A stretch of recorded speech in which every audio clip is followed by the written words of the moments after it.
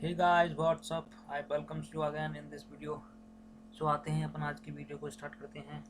So today we are going to take a very interesting numerical of kinematics, and this will really help you in uh, solving and improving your knowledge regarding kinematics. तो आते हैं इस video को start करते हैं. So first of all, if you are new on this channel, then please subscribe it and share it with your friends. तो आते हैं इस वीडियो को अपन स्टार्ट करते हैं. इस वीडियो में आज अपन देखेंगे कि जो सिंपल न्यूमेरिकल्स हैं जो काइनेमेटिक्स के थ्रू बन सकते हैं उनको अपन देखेंगे. ये न्यूमेरिकल इस टाइप के जो है आपके जो एग्ज़ाम्स हैं, चाहे कॉम्पिटिटिव एग्ज़ाम्स हो या फिर जो स्कूल लेवल के एग्ज़ाम है उसमें जो है पूछे जा सकते हैं. तो अपन इसी को देखते हैं और मैं ऐसी आशा करता हूँ कि you will definitely enjoy this video. ठीक है, तो without wasting time I will start it.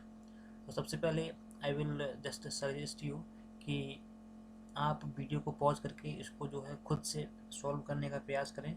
अगर होता है तो वेल एंड गुड, एंड नहीं होता है तो फिर जो है इसको तुम्हें जैसे जैसे मैं इसको सॉल्व कराता हूँ उसको जो है तुम्हें देखना है. ठीक है, तो सबसे पहले तुम जो है इसको वीडियो को पॉज करके अपनी तरफ से इसको सॉल्व करने का प्रयास कीजिए. या फिर अगर फॉर एग्जांपल इसका कोई भी ऐसा पार्ट जो तुमसे नहीं होता है उसका सॉल्यूशन के लिए फिर तुम जो है इसको वीडियो को देख सकते हो. ठीक है, मतलब जैसे मैंने कराया उसको जो है देख सकते हो. तो आते हैं, मैं इसको जो है स्टार्ट करता हूँ. सबसे पहले अपन इसको पढ़ते हैं क्या बोल रहा है. अगर मैं वीडियो की बात करूँ उसमें, a mass particle of mass M is moving with speed of 6 metre per second. मतलब स्पीड गिवन है 6 metre per second and at T equals to 0.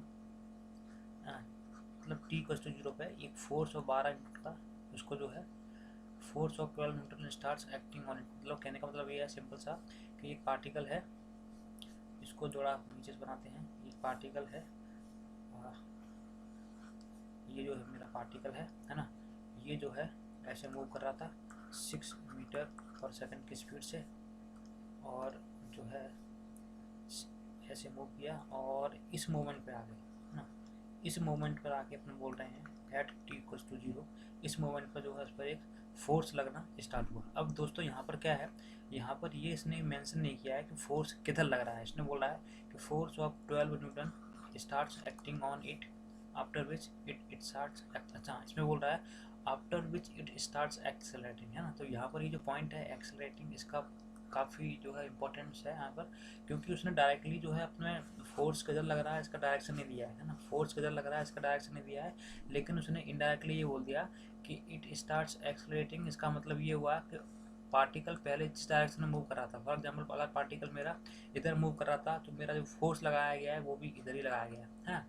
क्योंकि अगर मैं पार्टिकल मेरा इधर मूव कर रहा है तो अगर मैं फोर्स इधर लगाऊंगा तब ही पॉसिबल है कि पार्टिकल मेरा एक्सलेट करेगा. ठीक है, अगर फॉर एग्जांपल अगर मेरा फोर्स इधर लगाया होता तो मेरा पार्टिकल क्या करता, डी एक्सलेट करता है ना. मतलब उसकी स्पीड जो है टाइम के साथ में डिक्रीज होती है ना. यहाँ पर क्या है, यहाँ पर एक्सलेट कर रहा है, इसका मतलब जिधर वो मूव कर रहा था उसी डायरेक्शन में मेरा जो है फोर्स लगाया गया है. या फिर अगर फॉर एग्जांपल अपन दूसरा केस लेते हैं कि अगर पार्टिकल मेरा इधर मूव कर रहा है तो ये जो लाइन बन रही है ना, मतलब जो भी मेरा फोर्स होगा वो इधर कहीं होगा, है ना. अगर थोड़ा कॉम्प्लेक्स केस लेते हैं तो जो है मेरा फोर्स इधर कहीं होगा. क्यों, क्योंकि फॉर एग्जांपल अगर मेरा फोर्स ये है ना, ऐसे इस हॉरिजॉन्टल लाइन से अगर थीटा एंगल पे है तो इस फोर्स का जो है दो कंपोनेंट रहेंगे. एक कंपोनेंट तो ये होगा, एक कंपोनेंट ये वाला होगा. तो ये वाला कंपोनेंट तो जो है इसके एक्सलेशन में इतना रोल प्ले नहीं करेगा, लेकिन ये वाला पॉइंट है जो इसको एक्सलेट करेगा. ठीक है, लेकिन यहाँ पर ये मतलब एंगल बताया नहीं एंगल के बारे में, तो अपन इस वाला केस को नहीं ले रहे हैं. अपन मान के चल रहे हैं कि पार्टिकल जिधर जो है मूव कर रहा था उसी डायरेक्शन में फोर्स लगाया गया है. तो यहाँ से जो वर्ड है एक्सलेटिंग, यहाँ से जो है एक सी निकल के आई कि जिधर मेरा मूव कर रहा था उसी डायरेक्शन में फोर्स लगाया गया है. तो अपन इसी चीज़ को यहाँ पर लिख देते हैं कि एट टी इक्वल टू 0 एक फोर्स जो है ऐसे करके इस पर इस डायरेक्शन में हॉरिजॉन्टली अप्लाई किया गया, और उस फोर्स की वैल्यू है 12 न्यूटन. ये शायद ऊपर गिवन है, force of 12 Newton start x, हाँ ये लिखा है कि 12 न्यूटन का फोर्स जो है इस पर स्टार्ट किया गया. ठीक है, now pertaining to the motion of this particle answer the following parts. हमें जो है ये जितने भी पार्ट्स हैं इसके बारे में आंसर करना है. तो फर्स्ट पार्ट देखते हैं अपन। फर्स्ट पार्ट क्या है, find the instant where speed of particle becomes 20 metre per second. देखना बच्चे, एट टी इक्वल्स टू 0 इस मोमेंट पे उसकी स्पीड कितनी है, v equals to 6 metre per second. अब अगर मैं यहाँ से देखूँ पार्टिकल की, यहाँ से पार्टिकल पर जो है फोर्स लगना स्टार्ट हुआ, इसका मतलब ये हुआ कि इस मोमेंट से पार्टिकल जो है मेरा एक्सलरेट करेगा। पार्टिकल क्या करेगा मेरा, पार्टिकल विल एक्सलरेट। पार्टिकल अगर मेरा एक्सलरेट करता है तो उसकी स्पीड क्या होगी, कंटिन्यूसली इंक्रीज होगी, कंटिन्यूसली इंक्रीज होगी। और क्यों, क्योंकि ये एक्सलेटेड मोशन है। तो यहाँ पर अगर मैं सिंपल इस लाइन के बाहर का मोशन देखूँ, इस लाइन के बाद का मोशन देखूँ, तो किसी भी मोमेंट पे अगर मुझे फॉर एग्जांपल इस मोमेंट पे वेलोसिटी निकालनी है ना, तो v के लिए मैं क्या यूज करता हूँ, v equals to U plus A T, है ना।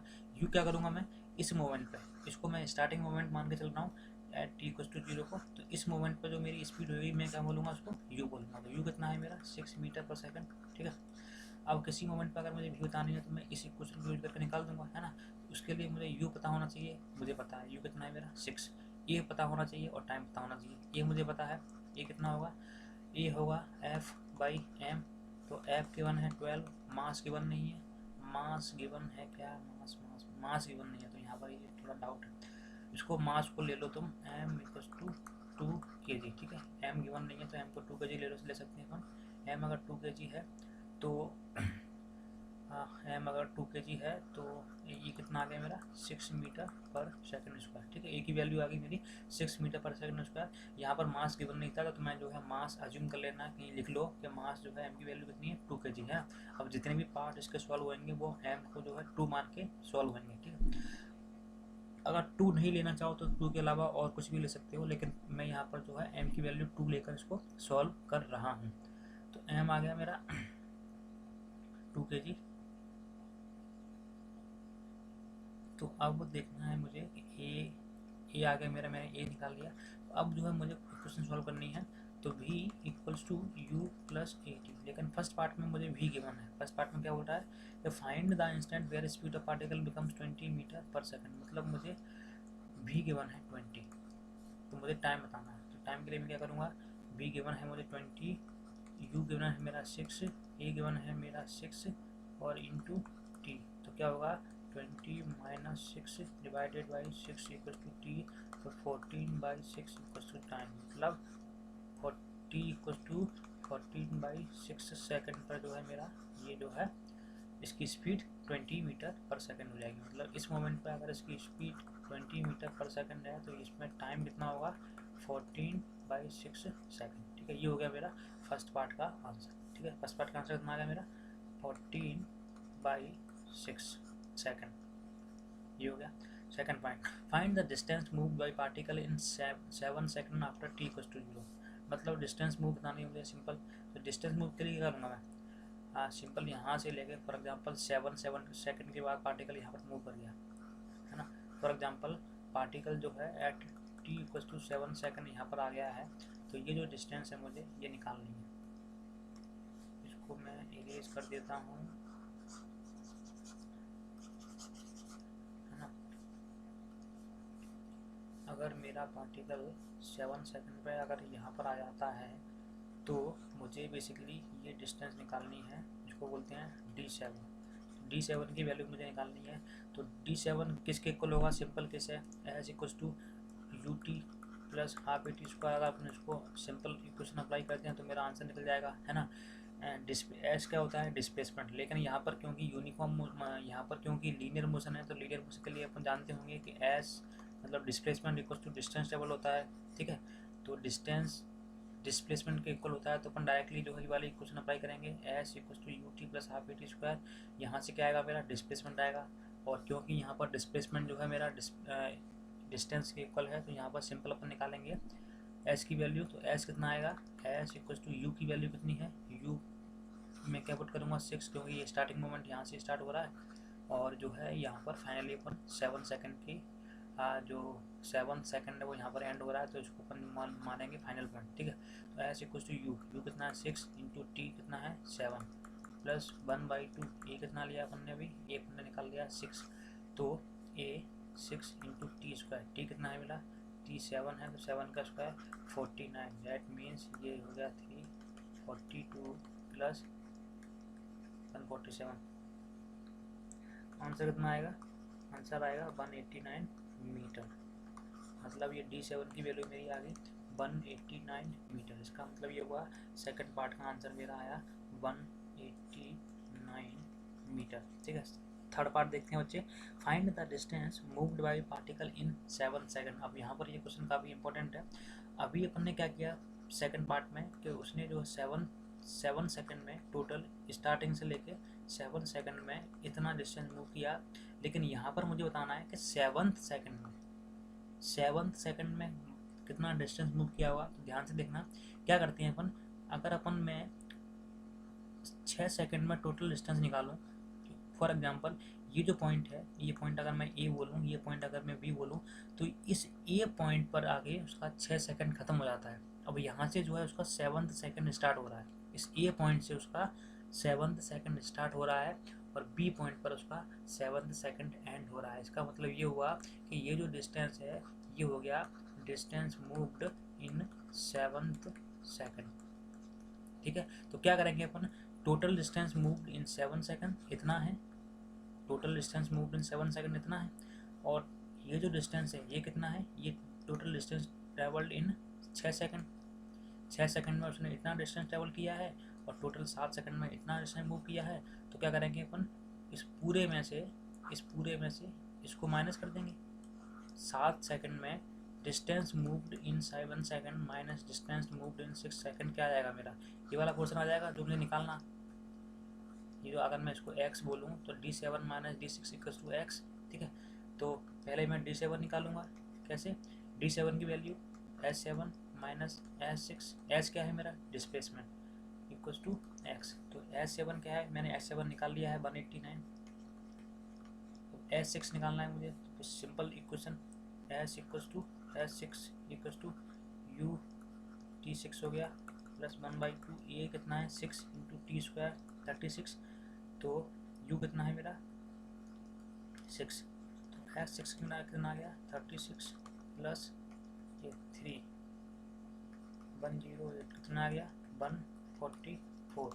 तो S6 कितना आया मेरा, S6 आ गया मेरा 144। डैट मीन्स X का आंसर आया मेरा 45 metre. That means distance travelled by particle, मतलब जो x आया है मेरा, ये वाला डिस्टेंस कितना आ गया मेरा 45 मीटर। इसका मतलब ये हुआ सी का आंसर आ गया मेरा 45 मीटर। ठीक है, आई होप ये क्वेश्चन जो है तुम्हें क्लियर हो गया होगा।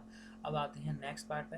If the air resistance is found to be uniform and it is having an average magnitude. इसको थोड़ा मतलब करते हैं अपन, क्लियर नहीं हो रहा है ये।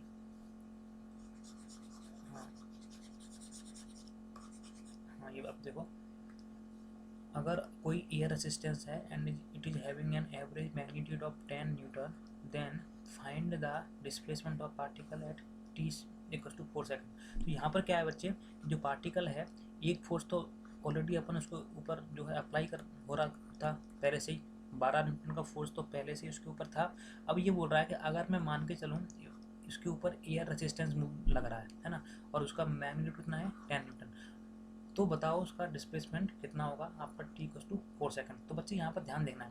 पहली बात तो ये है कि अगर मेरा पार्टिकल इधर मूव कर रहा है तो ऐसा आपने भी एक्सपीरियंस किया होगा कि आप जिधर मूव करते हैं उसके जस्ट अपोजिट डायरेक्शन में जो है क्या लगता है, एयर रेसिस्टेंस फोर्स लग रहा है ना। तो उसी को यहाँ पर ये बताया रहा है कि अगर मेरा पार्टिकल जो है एयर रेसिस्टेंस को एक्सपीरियंस कर रहा है और उसका मैग्नीट्यूड कितना है 10 न्यूटन, तो इस केस में क्या करेंगे अपन, डायरेक्टली सिंपल 12 न्यूटन फोर्स इधर लग रहा था, 10 न्यूटन इधर लग रहा है, तो अगर मैं दोनों का रिजल्टेंट देखूँ तो उसके ऊपर कितना फोर्स लगेगा 12 माइनस 10 इक्वल्स टू 2 न्यूटन। इसका मतलब अब सिंपल मेरे लिए क्वेश्चन इतना हो गया कि अब जो है फोर्स उसके ऊपर 2 न्यूटन लग रहा है, अब मुझे बताना है कि उसका डिस्प्लेसमेंट कितना होगा। ठीक है, तो सिंपल क्वेश्चन है, अगर उसके ऊपर नेट फोर्स 2 न्यूटन लग रहा है तो अब उसका एक्सलेशन कितना आएगा, एक्सलेशन आएगा F/m। एफ की वैल्यू अब 2 हो गई है, मास अभी भी 3 है, तो ये आ गया 2/3 मीटर पर सेकंड स्क्वायर। अब मुझे निकालना है इसका डिस्प्लेसमेंट, तो क्या करूँगा मैं, अब मुझे अगर इसका डिस्प्लेसमेंट निकालना है बच्चे तो सिंपल केस क्या है, S equal to U T plus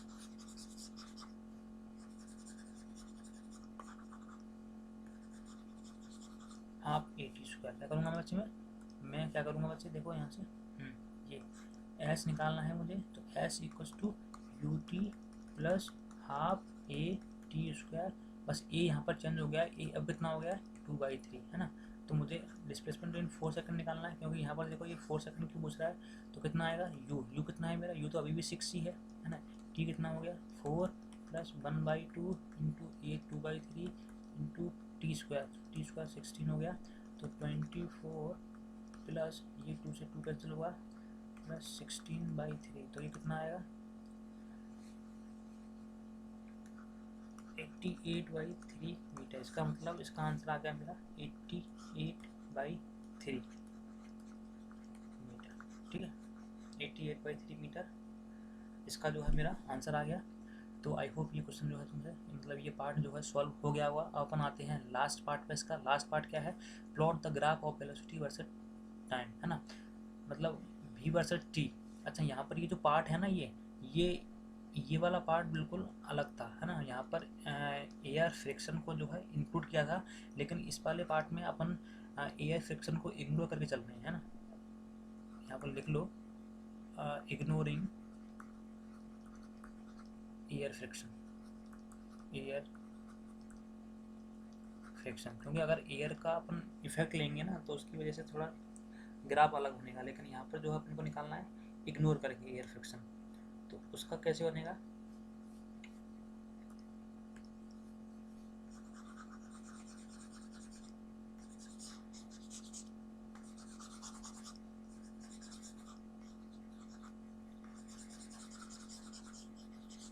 मैं ग्राफ की बात करूँ सिंपल, तो ग्राफ कैसे बनेगा बच्चे।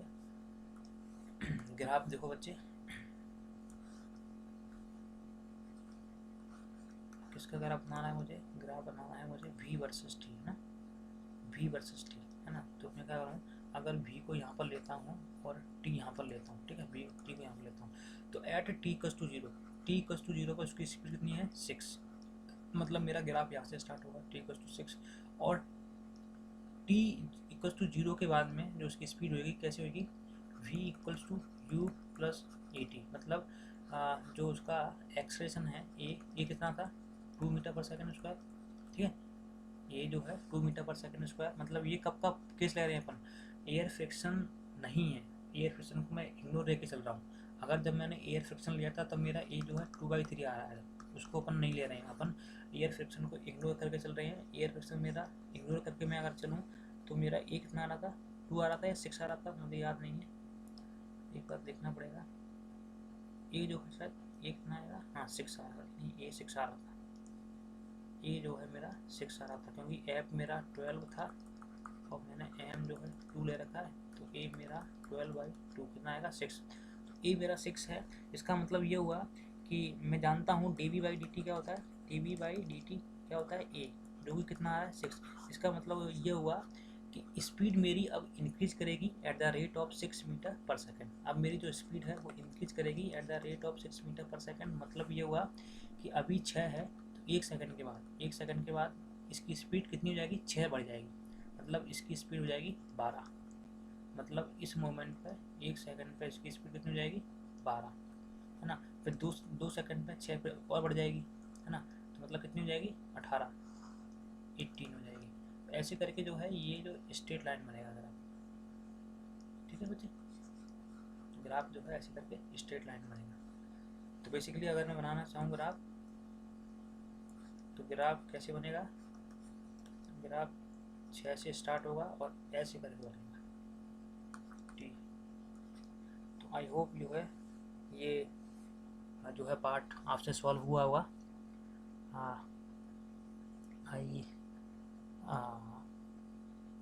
मैं ऐसी आशा करता हूँ कि you have just enjoyed this session, or if you have really enjoyed this session then please like and subscribe my channel and share it with your friends. So that's all for today. Thank you class.